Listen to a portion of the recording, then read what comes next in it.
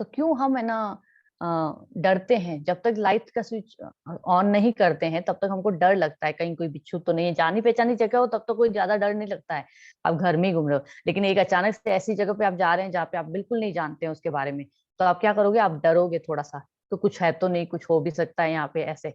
लेकिन जैसे ही लाइट जलती है तो हमारा डर चला जाता है।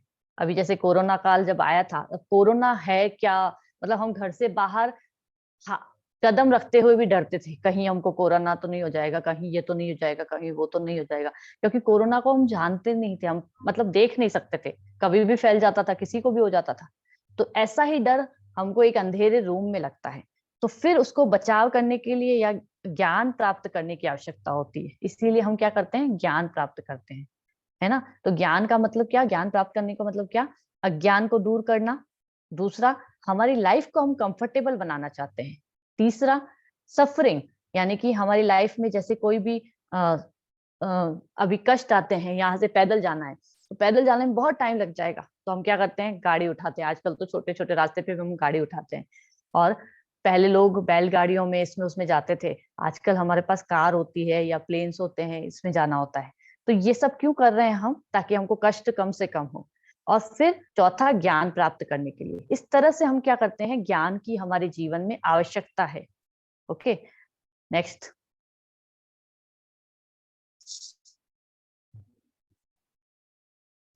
तो जिस प्रकार से ज्ञान की आवश्यकता को कैसे समझ सकते हैं हम? बहुत सिंपल एग्जांपल है ये। जिस प्रकार से बच्चों को केवल हम क्या करते हैं? श्रवण करके सिखाते हैं। अब छोटा सा बच्चा है, अब बार बार आप क्या करोगे? उसके आगे जाके लिपसिंग करोगे, मम्मा पापा ऐसे ऐसे करके। फिर वो थोड़ा सा सीखना शुरू करता है तो हम उसको कहते हैं ट्विंकल ट्विंकल लिटिल स्टार।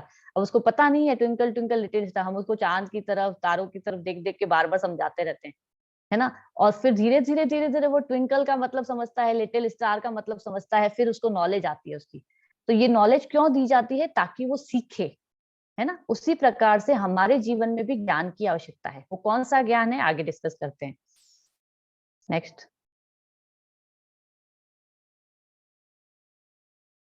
तो तीन तरीके हैं नॉलेज गेन करने के। एक होता है प्रत्यक्ष प्रमाण, दूसरा होता है अनुमान प्रमाण, और तीसरा होता है शब्द प्रमाण। तो प्रत्यक्ष प्रमाण का मतलब क्या होता है? डायरेक्ट सेंस परसेप्शन, मतलब कि हमने देखा और हमें समझ में आया, ये डायरेक्ट सेंस परसेप्शन होता है। अनुमान का मतलब जैसे कि शब्द से हमको पता है, अनुमान लगाना, गैस गैस करना। और शब्द प्रमाण का मतलब होता है hearing from the bona fide authority, यानी कि किसी ऑथराइज्ड व्यक्ति से सुनना, प्रामाणिक व्यक्ति से सुनना, ठीक है ना। तो सबसे इजिएस्ट वे जो साइंटिस्ट अडॉप्ट करते हैं ना, उसको कहते हैं प्रत्यक्ष प्रमाण। मैं देखूंगा तो ही मानूंगा, ये साइंटिस्टों की फिलोसफी। दार्शनिक जो होते हैं ना, वो ऐसे सारे एक्सपेरिमेंट करते रहेंगे, दिन भर करते रहेंगे, और फिर जब तक उनको खुद नहीं करेंगे तब तक वो मानेंगे नहीं, ऐसे। नेक्स्ट। तो पहला है जैसे कि प्रत्यक्ष प्रमाण, हम देख पा रहे हैं यहाँ पे एप्पल है, तीन कलर के एप्पल हैं, है ना, अलग अलग। नेक्स्ट पे आइए।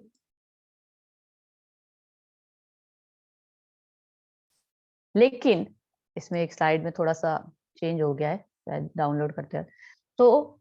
लेकिन हमारे जीवन में इसके कारण क्या होती है? ये जो हम कह रहे हैं ना प्रत्यक्ष प्रमाण, इसमें लिमिटेशन होती है। अब लिमिटेशन क्यों होती है?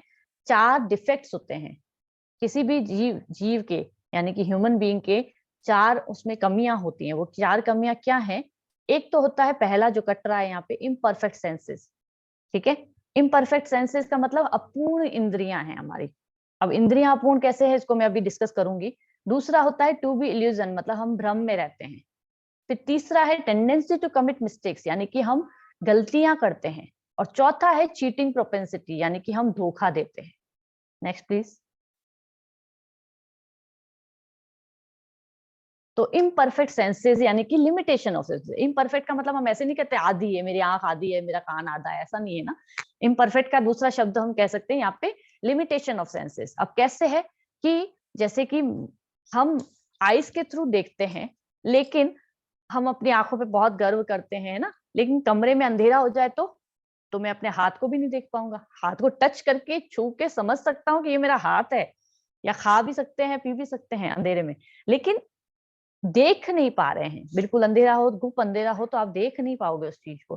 तो ये क्या है? ये लिमिटेशन है हमारी आंखों की। फिर इसी तरह से जो हमारे कान होते हैं, वो 20 हर्ट्ज से ज्यादा या उससे नीचे की ध्वनि पे, उससे नीचे की ध्वनि पे नहीं सुन सकते हैं। तो क्या वो होती नहीं है? होती है ना। हमें पता है कि डॉग्स वगैरह इस सारी ध्वनि को सुनते हैं, उनको पता होता है वो, इसीलिए जैसे ही इस तरह की कोई चीजें होती हैं आसपास तो वो सेंसर उनके हाई हो जाते हैं और भौंकने लग जाते हैं। लेकिन हमारी इंद्रियां अपूर्ण हैं। उनके केस में ऐसा नहीं कह रही हूँ कि डॉग वगैरह की सारी इंद्रियां पूर्ण हैं, नहीं, उनके केस में भी अपूर्ण है, लेकिन हम अपनी बात कर रहे हैं अभी। ठीक है, नेक्स्ट, टू बी इल्यूजन। अब टू बी इल्यूजन में भ्रम में रहते हैं। आप यहाँ पे 3 पिक्चर्स देख पा रहे हैं। ये जो ऑरेंज है, अगर इसको शुगर के बाद आप खाओगे तो आपको खट्टा लगेगा, बहुत ज्यादा खट्टा लगेगा। लेकिन इसी ऑरेंज को आप लेमन यानी नींबू खाने के बाद खाओगे तो आपको कंपैरेटिवली मीठा लगेगा। एक ही जीवा है हमारी, लेकिन उस पे अलग अलग आ रहा है, क्योंकि भ्रम है ये। एक्चुअल में ऑरेंज की जो खटास है वो तो उतनी की उतनी है, लेकिन हमको ज्यादा खट्टा या मीठा लग रहा है। कभी कभी हमारे सेंसेस और ज्यादा जीभ जैसे काम करना बंद कर देती है कई लोगों की। अभी कोरोना काल में ऐसा हुआ था लोगों के साथ। तो उस वक्त क्या होता था कि चीज कुछ खा रहे हैं तो उसका स्वाद ही नहीं आ रहा है, या कुछ सूंघ रहे हैं तो उसकी खुशबू ही नहीं आ रही है। तो ये भी इस तरह से भ्रम है। एक्चुअल में वो चीज ऐसा है, ऐसा नहीं हो रहा है, लेकिन हमारे साथ ऐसा हो रहा है, पर्टिकुलर उस पर्सन के साथ। तो इसका मतलब हमारे जो सेंसेस हैं वो इम्परफेक्ट तो है ही, लेकिन उसके साथ साथ हम भ्रम में भी रहते हैं, हमको भ्रम में भी डालते हैं। अभी देखिए भ्रम में कैसे डालते हैं।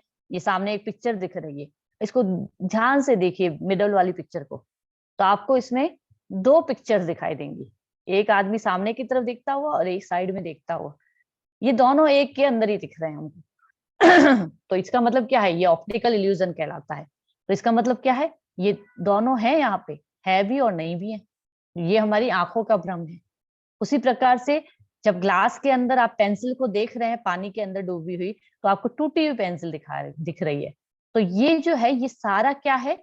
ये हमारा भ्रम है। एक्चुअल में वो सब कुछ सही है अपनी जगह पे, लेकिन हम भ्रमित हो रहे हैं। इसके और एग्जांपल्स हम ले सकते हैं, जैसे कि आप रेलवे ट्रैक पे देखते हैं, बहुत दूर से आप देखते हैं तो 2 पटरियां आगे जाके मिलती हुई दिखाई देती हैं। क्या वो मिल जाती हैं एक जगह जाके? नहीं, खत्म होती हुई दिखाई देती है। या फिर मिराज, जैसे कि रेगिस्तान में हम जाते हैं तो वहां पे पानी दिखाई दे रहा होता है दूर तक, दूर से ऐसा लग रहा था वहां पे पानी, अभी जाएंगे हमको पानी मिल जाएगा, लेकिन वहां पे पानी होता नहीं है। तो ये सब क्या है?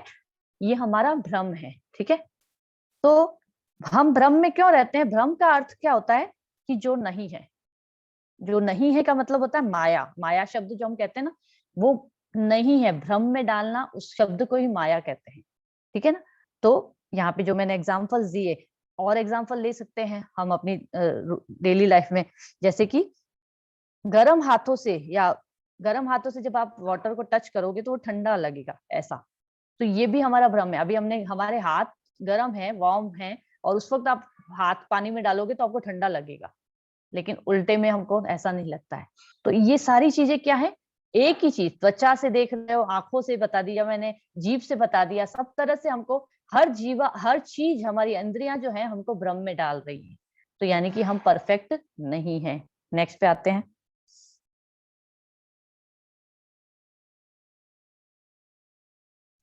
To commit mistakes. अब ये छोटी छोटी मिस्टेक जो इस बच्चे को दिखाई दे रही है कि पेपर करते करते गलती हो गई कुछ, और यहाँ पे मैंने थोड़ा सा इसको लार्ज करेंगे प्रभु जी।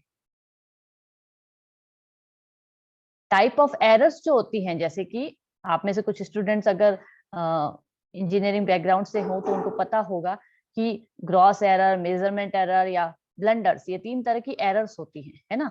तो अब इसमें भी सिस्टमेटिक एरर होती है, रैंडम एरर होती है। अब सिस्टमेटिक एरर, रैंडम एरर में डिटेल में नहीं जाऊंगी इसमें। और फिर उसमें से भी सिस्टमेटिक एरर में भी इंस्ट्रूमेंटल एरर होती है, एनवायरमेंटल एरर होती है ना। तो इस तरह से ये जो चीजें हैं ये सारी मैंने इसलिए लिया कि केवल एक जो हम ब्लंडर कह रहे हैं वो एरर नहीं होती है, एरर बहुत सारी होती है। अब एनवायरमेंट के कारण भी कई चीजें कॉन्ट्रैक्ट और, है ना, जैसे कॉन्ट्रैक्ट हो जाती है या फैल जाती है, तो उसके कारण मेजरमेंट की एरर आ जाती है। तो ये ज्यादातर किस में होता है? इंजीनियरिंग इंस्ट्रूमेंट्स में होता है।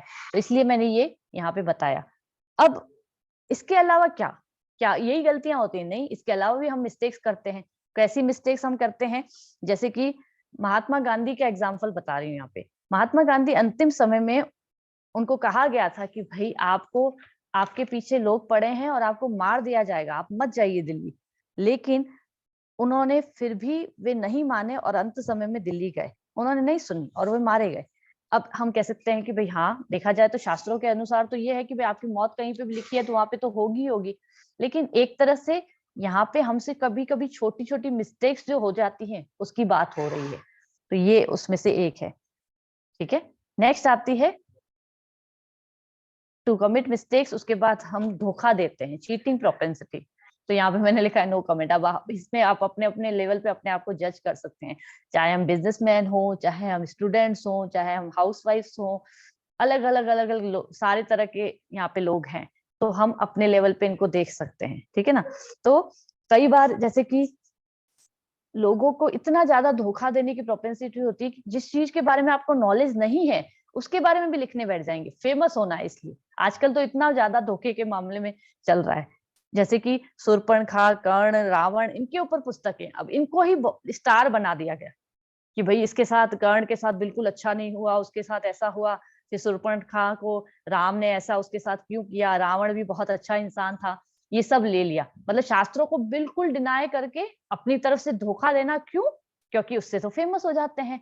तो आजकल आपने हर जगह देखा है, हम आगे और डिस्कस करेंगे इस चीज को कि किस तरह से हम धोखा देने की प्रोपेंसिटी को और ज्यादा करते हैं।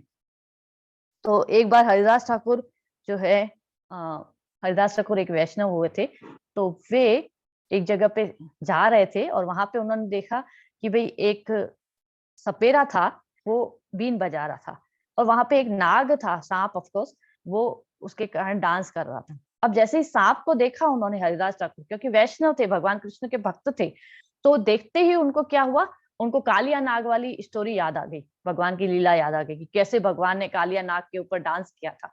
और जैसे ही उनको ये याद आया, वो क्या हुए, वहीं पे उनको अश्रु तरंग बहने लग गए, वो डांस करने लग गए, वो बेहोश हो गए वहीं के वहीं।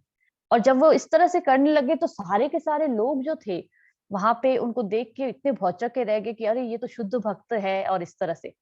अब इसको जब किसी एक व्यक्ति ने देखा वहां पे, तो उसने सोचा अरे वाह, ये तो बहुत अच्छा है, इसको तो लोग बहुत प्रेज कर रहे हैं, मैं अगर ऐसा करूंगा तो मेरे साथ भी ऐसा होने लग जाएगा। तो दूसरे दिन उसने भी वही नाटक किया। एक्चुअली पहले दिन हरिदास ठाकुर ने कोई नाटक नहीं किया, उनके अंदर वास्तव में भगवान के प्रति भाव प्रकट हो रहे थे।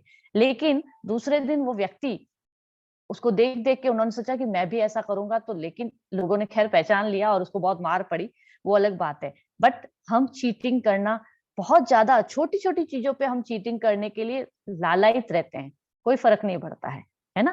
तो ये चीटिंग प्रोपेंसिटी हमारे अंदर है। ठीक है, नेक्स्ट पे आइए।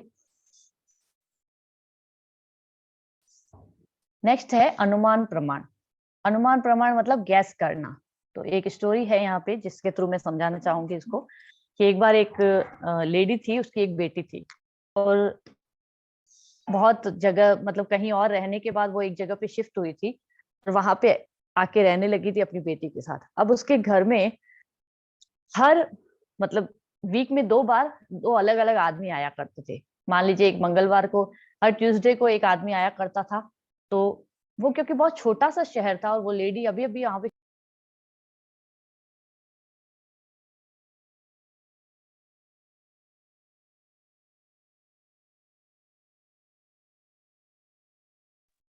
हरे कृष्णा, पता नहीं मैं कैसे आउट हो गई थी एकदम से एक दिन के लिए। तो तो वो जो लेडी थी, वो लेडी अभी अभी शिफ्ट हुई थी और छोटे से गांव में शिफ्ट हुई थी। तो जैसे ही वो वहां पे देखा, देखते थे लोग कि भाई एक मंगलवार को, मान लीजिए ट्यूसडे को एक आदमी आता था और सैटरडे को दूसरा आदमी आता था, तो वो फिर उसके कैरेक्टर के ऊपर ही शक करने लग गए। और फिर कुछ दिनों के बाद क्या हुआ, कुछ महीनों के बाद, 2-3 महीनों के बाद उस लेडी की मृत्यु हो गई। तो मृत्यु हो गई तो सारे लोग आए आसपास के, ऑफ कोर्स गांव में ये भी बहुत अच्छा है कि भाई, या फिर छोटे शहरों में कि भाई लोग ध्यान रखते हैं। तो वो,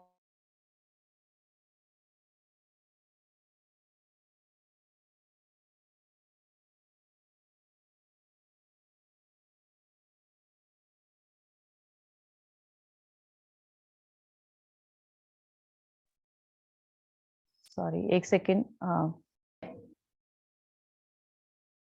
आवाज नहीं आ रही है क्या मेरी, प्रवीण प्रभु?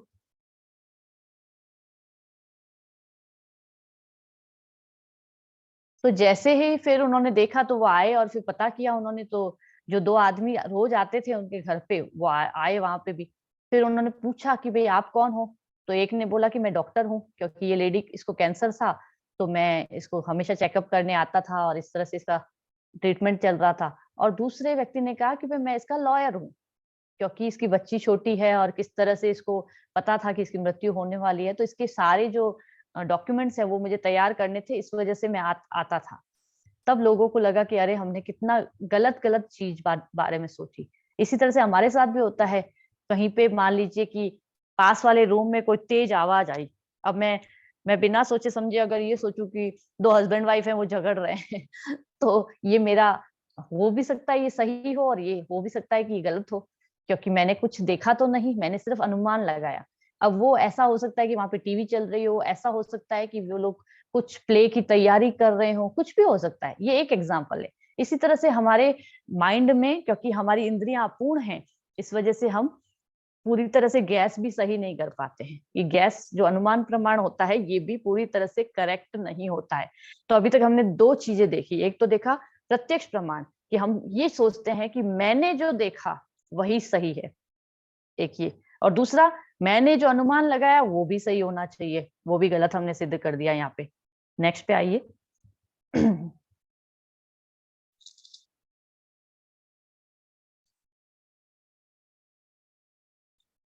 तो तीसरी चीज हमने सुनी थी अभी, शब्द प्रमाण। शब्द प्रमाण का मतलब होता है hearing from the bona fide authority, यानी कि किसी प्रामाणिक व्यक्ति से सुनना। अब जैसे कि हम में से कुछ स्टूडेंट्स हैं या फिर कोई भी हम कोर्स लेते हैं, कुछ भी हम चीज लेते हैं। ऑफकोर्स आजकल तो बहुत ज्यादा ये भी जमाना हो गया है कि भाई लेंगे तो कोई कंपनी होनी चाहिए अच्छी सी, उसी का कोई प्रोडक्ट लेंगे, ऐसा नहीं कि हर किसी कंपनी का प्रोडक्ट हम लोग कर लेते ही नहीं ऐसे। तो इसी प्रकार से किसी कॉलेज में एडमिशन लेते हैं तो भी हम बहुत जांच पड़ताल करते हैं कि भाई इस कॉलेज में इसकी जो डिग्री है वो काम आएगी कि नहीं आएगी, ऑथराइज है कि नहीं है। और पता चला कि आगे जॉब ही नहीं मिली, ऐसे कॉलेज में हमने एडमिशन ले लिया, तो उस वक्त भी हम सोचते हैं। तो ये शब्द प्रमाण कहाँ से आता है? ये ऑथोरिटी ऑथराइज कहाँ से? अभी गवर्नमेंट के द्वारा ऑथराइज है, तो ये गवर्नमेंट के द्वारा ऑथराइज है, इसलिए हम इस पे विश्वास करते हैं। उसी प्रकार से जो ऑथोरिटी होती है, ऑथोरिटी शब्द यानी कि प्रामाणिकता, ये हमारे लिए बहुत इंपॉर्टेंट है कोई भी चीज हम करते हैं। अब क्यों जरूरी है ऑथराइज होना? जैसे कि हम कहते हैं ना कि भाई अगर हमने किसी से, मान लीजिए कि एक और एग्जांपल लेते हैं छोटा सा, कि भाई एक पिता है और एक माता है और एक बच्चा है। अब वो बेटा जो है अपनी माँ के ऊपर ही विश्वास करेगा कि भाई उसका पिता कौन है, इसके अलावा उसके पास कोई और प्रमाण नहीं है। तो ऑथराइज्ड कौन है यहाँ पे? माता है ना। वो अगर प्रमाण देगी कि भाई हाँ ये तुम्हारे पिता है, तभी वो विश्वास करेगा। तो इस तरह से ये चीजें ऑथोरिटी से जो आता है उस पर हम विश्वास करते हैं। ठीक है, नेक्स्ट पे आइए।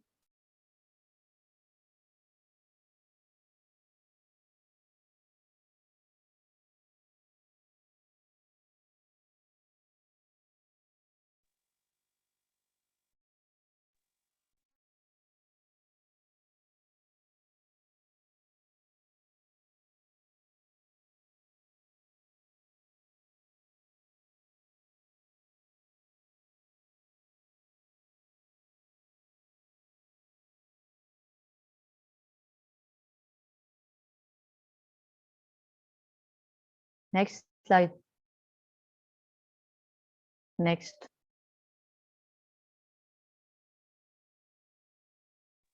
सॉरी मैं डिस्कनेक्ट हो गया था माता जी।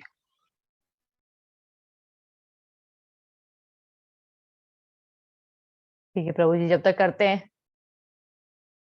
Okay okay. तो नहीं, ये वाली नहीं है, इसके पहले काफी आगे आ गए आप। तो जैसे प्रभु जी बता करते हैं, जब तक मैं एक कुछ एग्जांपल देना, जैसे कि आप कॉलेज में गए है ना, आप लैब में गए, तो लैब में वहां पे एक ग्लास रखा है, कोई लिक्विड है वहां पे, और लिक्विड के पास में 2 नींबू पड़े हैं स्क्वीज किए हुए, मतलब है ना। और लंच का टाइम है। अब आपको लगेगा कि भाई लेमन जूस है, स्क्वीज किए हुए नींबू पड़े हैं, पास में ग्लास है, और मैं इसको पी पी लेता हूँ। लेकिन अगर आप वहां पे लैब असिस्टेंट से पूछेंगे और वो आपको कहता है नहीं नहीं रुको, ये तो एसिड है, इसको पीना नहीं है, तो फिर आप रुक जाएंगे। तो आपने किससे पूछा? आपने किसी ऑथोरिटी से पूछा, है ना? उसी प्रकार से जैसे कि मान लीजिए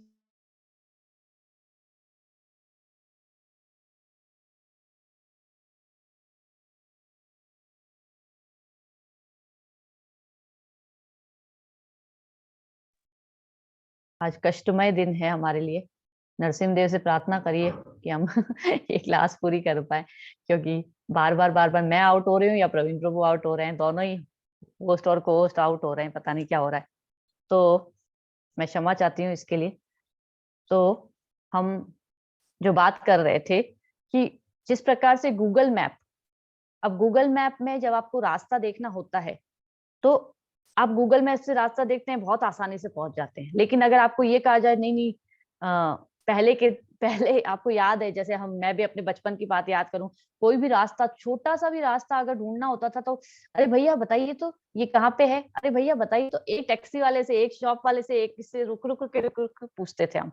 आजकल हम क्या करते हैं, गूगल मैप ऑन करते हैं और पहुँच जाते हैं रास्ते पे, लिंक शेयर कर देते हैं, पहुँच जाते हैं रास्ते पे, जहाँ पे पहुँचना है हमारा डेस्टिनेशन। तो ऑथराइज्ड है, इसलिए हमको बहुत आसानी होती है। इसी प्रकार से जो इसमें स्लाइड दे रखी है लेकिन चल नहीं रही है, कोई बात नहीं, मैं इसको आगे ऐसे ही बढ़ाती हूँ। तो उसके बाद जैसे कि मान लीजिए एक और उदाहरण हम लेते हैं कि अगर किसी स्टूडेंट को कोई सब्जेक्ट पढ़ना है, अब वो सब्जेक्ट पढ़ना है तो वो पहले सोचेगा नहीं-नहीं मैं तो जाऊँगा, मैं सारी लाइब्रेरी को छान मारूँगा और सारी किताबें पढ़ूँगा और उसके बाद मैं देखूँगा कि मेरे कोर्स में क्या-क्या है और फिर मैं पढ़ूँगा। उसका दिमाग ही खराब।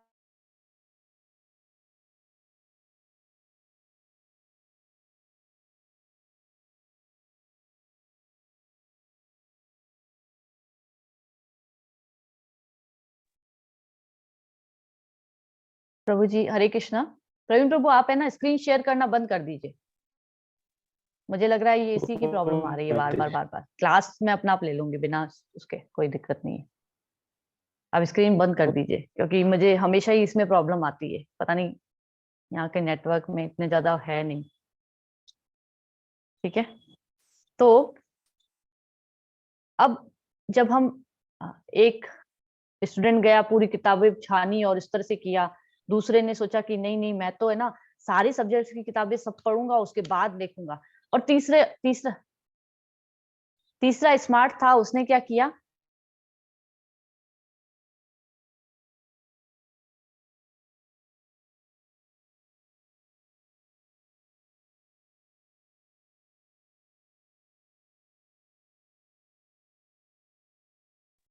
ओके हम बिना उसके करते हैं, सॉरी मैं क्षमा चाहती हूँ। बहुत ज़्यादा डिस्टर्बेंस हो गया आज। तो इस तरह से जब हम किसी टीचर से जाके पूछते हैं तो क्या होगा? फिर आराम से हमको पता चल जाएगा पर्टिकुलर तुम 10th में हो, तुमको ये पढ़ लेना चाहिए, तुम 12th में हो, तुमको ये पढ़ लेना चाहिए, खत्म बात। ज़्यादा दिमाग लगाने की ज़रूरत नहीं है। तो उस तरह से हम भी जब ऑथोरिटी से कोई चीज़ समझते हैं तो हमें बहुत आसानी हो जाती है। अदरवाइज़ हम क्या करेंगे, अपने दिमाग से जब चीज़ों को समझने जाते हैं ना, तो हमें बहुत ज़्यादा मेहनत की ज़रूरत है और उतना हमारे अंदर कैपेसिटी नहीं है। आज हम अपने शरीर को बनाए रखने के लिए, जैसे कि हमने कहा सेफ्टी नीड्स हैं, फिजिकल नीड्स है, उसको बनाए रखने के लिए हमको कितनी मेहनत करनी लगती है, बहुत ज्यादा मेहनत लगती है ना? तो फिर अब इस लास्ट वाली जो सेल्फ एक्चुअलाइजेशन की बात हम कर रहे थे, मैं सॉरी स्लाइड्स अब शेयर नहीं हो पाएंगी, लेकिन उसकी जब हम बात कर रहे हैं तो उसका मतलब क्या कि जब हम अपने आत्म साक्षात्कार की बात करें, इसको नॉलेज गेन करना है, इसके बारे में पता करना है, हम कौन है, क्यों है, क्या है, तो उसके बारे में पता करने के लिए हम अगर अपने बलबूते पे जाएँगे, तो फिर हम घूमते ही रहेंगे इधर-उधर। लेकिन हम किसी ऑथराइज्ड पर्सन के पास जाएँगे और पूछेंगे कि भई बताइए कैसे करना है? तो फिर हम क्या करेंगे, डायरेक्ट हमको रास्ता मिलेगा। ये फ़र्क है प्रत्यक्ष प्रमाण, अनुमान प्रमाण और शब्द प्रमाण में। ठीक है? सबसे ज़्यादा इम्पोर्टेंट चीज़ आज की यही थी कि हमको इन तीनों के ऊपर सोचना है। अब भगवत गीता क्या है? भगवत गीता क्या है? कंडेंस्ड फॉर्म है। जिस प्रकार जैसे दूध से रबड़ी बनती है ना, तो इतने सारे शास्त्र हैं। अभी आपने सोचा कि चलिए मुझे आत्म साक्षात्कार के पथ पे आगे बढ़ना है, तो आप वेद उठाएंगे, पुराण उठाएंगे, उपनिषद उठाएंगे, महाभारत उठाएंगे, रामायण उठाएंगे, सब उठा लीजिए, सब करते जाइए एक एक करके। क्या कर पाएंगे? नहीं कर पाएंगे, क्योंकि इतना लाइफ में टाइम ही नहीं है हमारे पास। तो किस में से फिर पता चलेगा कि हमें हमारी लाइफ का मोटिव क्या है? है ना। तो इसलिए ये जो भगवत गीता है ये कंडेंस्ड फॉर्म है, जिसको हम अब पढ़ना शुरू करेंगे कुछ हफ्तों में। जिस प्रकार दूध से रबड़ी बनती है, उसी प्रकार से इतने सारे शास्त्र जो हैं, इनको पढ़ने की जरूरत नहीं है। इसका जो कंडेंस्ड फॉर्म है, ये है भगवत गीता। बस हमको उसको पढ़ना है, ठीक है। फिर सेकंड चीज जो है, जिस प्रकार से हम कहते हैं ना कि कोई पेड़ होता है, तो जब पेड़ की जड़ में पानी दे देते हैं तो पूरा पेड़ नरिश होता है। आपको ऐसे थोड़े पत्ती में पानी दोगे, फूल में पानी दोगे, ऐसा कोई नहीं करता है। पेड़ की जड़ में पानी दिया जाता है और उससे वो पूरा का पूरा पेड़ अपना आप ही नरिश होता है, तना भी मजबूत होता है। उसी प्रकार से हम जब भगवत गीता पढ़ेंगे, मतलब जो भगवान ने स्वयं बोली है उसको पढ़ेंगे, तो हमें बाकी सारे डाउट्स जो हैं हमारी लाइफ से रिलेटेड, वो सारे क्लियर होते जाएंगे। इसीलिए हमको भगवत गीता पढ़नी चाहिए, क्योंकि जब तक हम इन क्लासेस के थ्रू ये नहीं समझेंगे कि भगवत गीता क्यों पढ़नी चाहिए, फिर हम हमारे लिए क्यों इम्पोर्टेंट है, उसके बाद इसमें क्या विषय वस्तु है मेनली, उसके बाद हम जब भगवत गीता की चैप्टर बाय चैप्टर स्टडी पे जाएंगे, तो हमको बहुत आनंद आएगा उसको पढ़ने में, इंटरेस्ट आएगा पढ़ने में। इसीलिए हमको इस विषय वस्तु के बारे में पहले समझना होगा, ठीक है ना। जिस प्रकार से मान लीजिए कि आप है ना किसी रास्ते पे जा रहे हैं, अब गड्ढे हैं रास्ते में बहुत सारे, तो रिक्शे से जा रहे हैं, हर जगह उठक पटक होती जा रही है, तो हमारी कमर ही टूट जाती है, मतलब कि टूट जाने का मतलब कि बहुत हमारी परेशानी होती है। लेकिन अगर हम मर्सिडीज से जाएंगे तो हमको कुछ भी पता नहीं चलेगा, है ना, क्योंकि शॉक एब्जॉर्बर होते हैं, बहुत आराम से चलती है, बहुत फास्ट चलती है। उसी तरह से भगवत गीता हमें हमारे आत्म साक्षात्कार के पथ पे बहुत जल्दी आगे बढ़ाती है, ठीक है। तो एक और चीज बहुत इंपॉर्टेंट है कि जो मैं स्लाइड में दिखाना चाहती थी, कि क्या होता है कि ये सारी चीजें हमको पता है, लेकिन हम इस पे अप्लाई नहीं कर पाते हैं। आज हम बहुत मुश्किल से लोगों को कन्विंस कर करके कहते हैं कि आप आइए, क्लास में आइए। आप भी प्रयास करिएगा, अपने एक दोस्त को, एक रिश्तेदार को कभी अगले हफ्ते आने के लिए बोलिएगा, देखिएगा वो आते हैं कि नहीं आते हैं। तो बहुत मुश्किल होता है उनको बुलाना। क्यों मुश्किल होता है? क्योंकि हमें हमारी जो गुरुकुल की व्यवस्था थी, मतलब जिसमें पूरे शास्त्रों को पढ़ाया जाता था, अंग्रेजों ने, प्रभु जी बंद कर दीजिए क्योंकि बार बार आउट हो रही हूँ मैं उसके कारण, कोई दिक्कत नहीं है, मैं ऐसे ही बता दूंगी। तो गुरुकुल की व्यवस्था, हाँ, गुरुकुल की व्यवस्था के जो थी, सिस्टम पूरा था, और उसके कारण क्या होता है, हमारे जो शास्त्र थे वो बिल्कुल एक मतलब मणि की तरह थे। इस तरह से पढ़ाया जाता था कि हर व्यक्ति जो हमारे इंडिया में था, वो वेदों का ज्ञाता था और उनको पता होता था कि किस तरह से हमको अपने जीवन में चलना है। लेकिन अंग्रेज जब आए तो उन्होंने क्या किया, हमें ये देखने के लिए कि भाई अभी इनको तोड़ना तो बहुत मुश्किल है, सबसे ज्यादा जो रूट है इनका वो क्या है, इनकी शास्त्र, मतलब इनकी जो वेद पुराण, इनकी पढ़ाई जो है ना, वो सबसे ज्यादा इनका रूट है, और उसको तोड़ा नहीं जाए ना तो कुछ नहीं हो सकता। तो उन्होंने क्या किया, हमें हमारी ही नजरों में नीचे दिखाना चालू कर दिया, और इस वजह से हमें मानसिक तरह से उन्होंने विकलांग बनाया, गुरुकुल सिस्टम को समाप्त कर दिया हमारे यहाँ के। ये जो चीज है, इसको हमको समझना है। इसीलिए आज हम अपनी ही संस्कृति से या तो हम उसका अपमान करते हैं, सम्मान नहीं करते हैं, या नफरत करते हैं। और ये सबसे बड़ी ट्रेजेडी है इंडिया में, क्योंकि हमें हमें इतना सब कुछ मिला हुआ है हमारी संस्कृति से, हमारे शास्त्रों से, लेकिन हम उसको स्वीकार नहीं कर पाते हैं। क्यों? क्योंकि हमें लगता है कि अंग्रेजों के बराबर होना ही सबसे अच्छी चीज है इस दुनिया में। अगर हम वहां तक नहीं पहुंचे तो क्या पहुंचे। लेकिन अभी धीरे धीरे इंडिया में चेंजेस आ रहे हैं, वो अच्छी बात है। तो उसी में एक प्रयास हमारा ये भी होना चाहिए कि हम अपने अपने सेल्फ एक्चुअलाइजेशन के लिए आगे बढ़े, ठीक है। लेकिन इसके साथ एक और चीज है कि हाफ नॉलेज जो होती है वो भी डेंजरस होती है। अब हाफ नॉलेज डेंजरस कैसे होती है, एक स्टोरी के थ्रू समझाती हूँ। कि एक एक गांव था, वहां पे 6 लोग थे, वे 6 के 6 अंधे थे। अब उनका एक गुरु था, और वो गुरु उनको कुछ कुछ सिखाता रहता था कि किसी तरह से वे सरवाइव कर सकें। तो एक बार वो क्या किया कि अपने इन 6 लोगों को एक हाथी के पास लेके गए, और हाथी के पास लेके गए और बोला कि देखो, इसको हाथ लगा के बताओ कि ये क्या चीज है। अब एक व्यक्ति ने उसकी सूंड को हाथ लगाया, सूंड को हाथ लगा के बोला, अरे ये तो सांप है। दूसरे ने उसके कान को हाथ लगाया, कान को हाथ लगाते हुए बोला, अरे ये तो पंखा है। तीसरे ने उसके पैर को हाथ लगाया, पैर को हाथ लगा के बोले, अरे ये तो तना है, पेड़ का तना है। चौथे ने पीठ को हाथ लगाया, पीठ को हाथ लगा के बोल रहा है ये तो दीवार है। अब वो देख नहीं पा रहे हैं कोई भी, सिर्फ हाथ लगा के एज्यूम कर रहे हैं। पांचवे ने पूंछ को हाथ लगाया तो कहा कि ये तो रस्सी है, और छठे ने उसके दांत, जो बड़े बड़े दांत बाहर निकले रहते हैं, उनको हाथ लगाया तो बोला कि अरे ये तो भाला है। तो इस तरह से वो सबके सब किसी को पूरी नॉलेज नहीं थी, क्योंकि वो पूरा तो देख ही नहीं पाते, वो सिर्फ एक उसके हाथ पार्ट को हाथ लगा के सोच रहे थे। इसी प्रकार से हम भी जब शास्त्रों का अध्ययन करने जाते हैं ना, तो हमें कई ऐसे लोग मिलते हैं जो कुछ अपनी मर्जी से ही बताते रहते हैं। किसी भी सत्संग में हम चले जाएंगे, किसी भी जगह पे हम भागवतम में बैठ जाएंगे, या फिर कोई ऐसी मोटिवेशनल स्पीकर्स बन जाते हैं, वो भी भगवत गीता भागवतम में से स्टोरीज उठा के कुछ भी पढ़ाने लग जाते हैं। तो ये जो चीजें हैं, क्योंकि हाफ नॉलेज है, इसीलिए वो पूरी तरह से उसके साथ जस्टिफिकेशन नहीं कर पाते हैं, और यही प्रॉब्लम है इंडिया में। इसीलिए हम आज देखते हैं कोई कोई उठ के संत बन जाते हैं।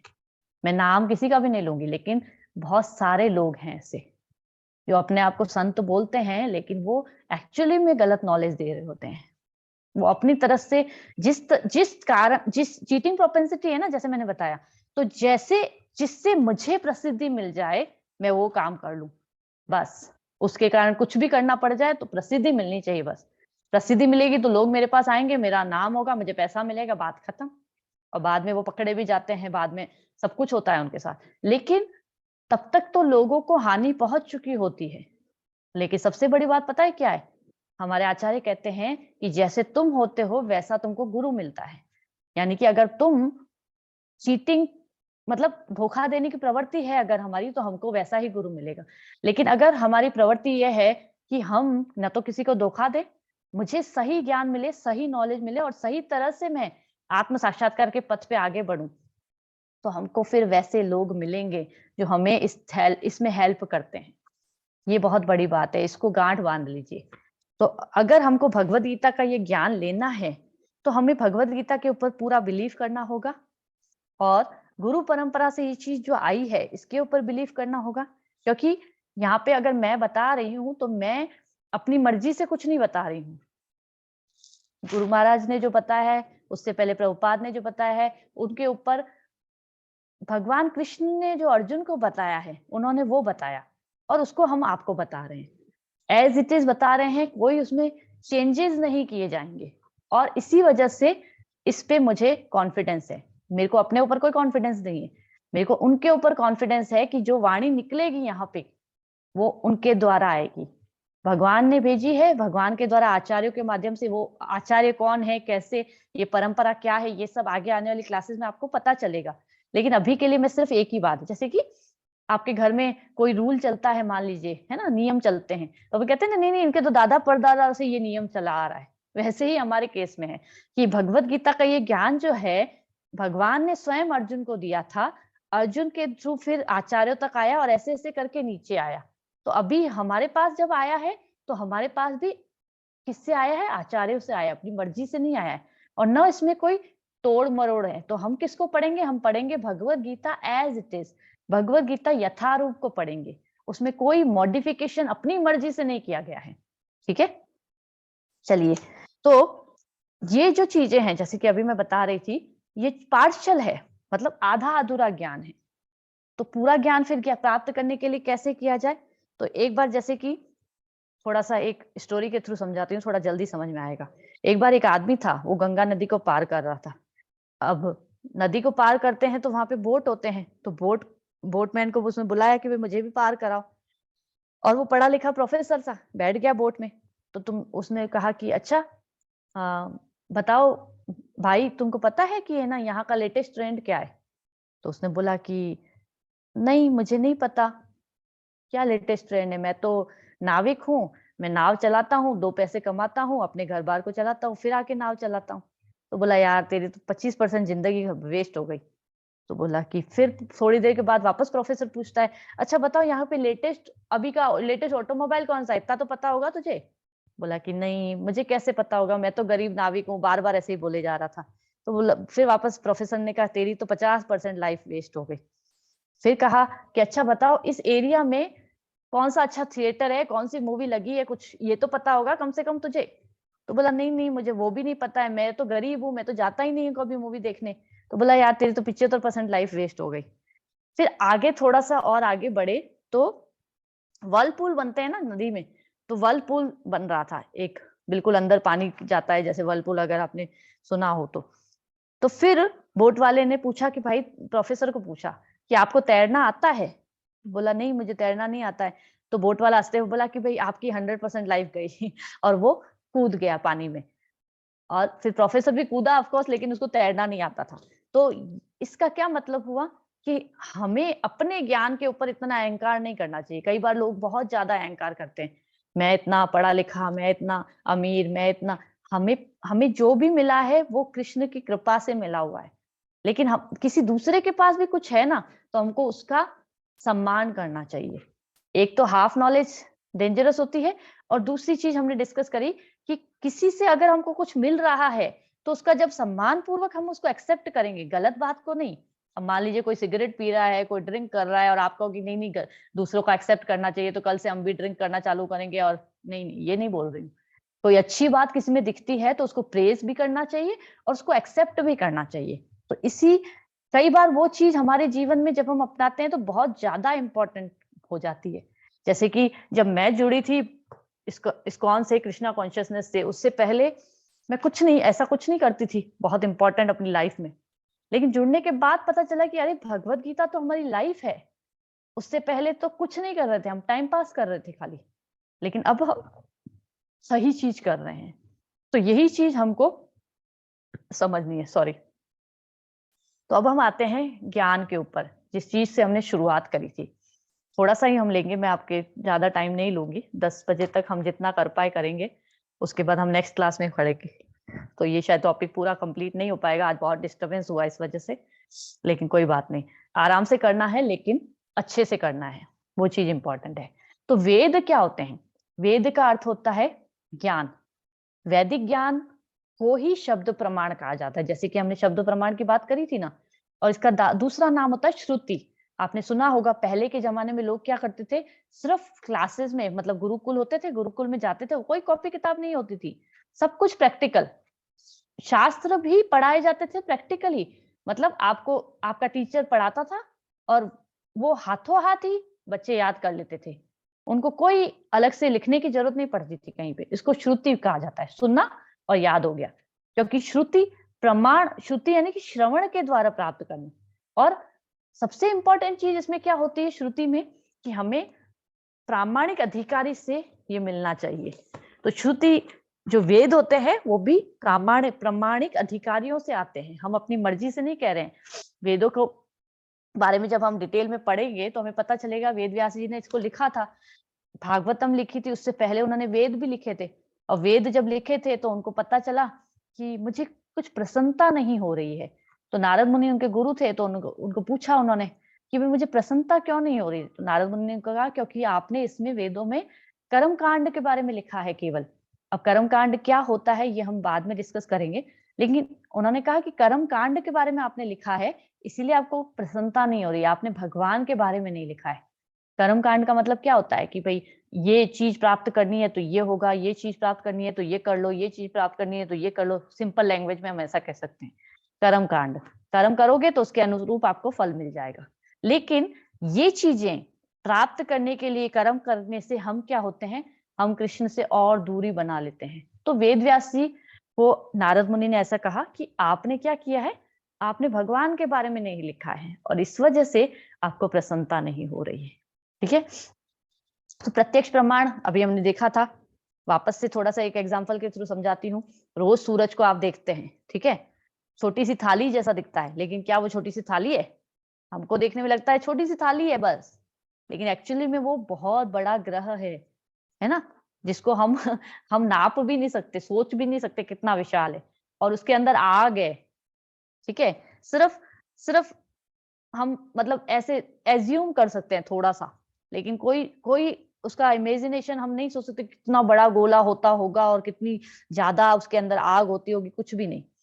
इसी प्रकार से दूसरा एग्जाम्पल अनुमान प्रमाण का हम देखते हैं कि डार्विन का सिद्धांत जो है डार्विन कहते थे कि भाई आप बंदरों से आए हो, आपने हमने 10th की बुक्स में पढ़ा है, 9th 10th की, कि हम तो है ना बंदरों से आए हैं।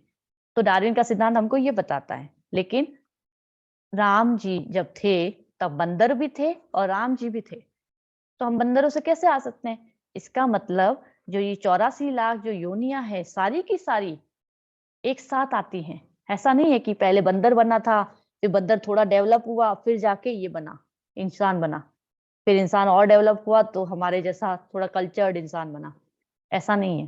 कल्चर जरूर हम धीरे धीरे, और कल्चर्ड को हम किसको कल्चर कहते हैं आजकल हमको पता है, हम अंग्रेजों को फॉलो करने को कल्चर होना कहते हैं, जबकि ये कल्चर नहीं है एक्चुअली। तो ये जो है ये भी पूर्ण नहीं है। तो आज हमने पढ़ा कि हम अगर सही प्रमाण और ज्ञान से स्रोत से ज्ञान को स्वीकार करते हैं तो उससे क्या होता है, समय की काफी बचत होती है।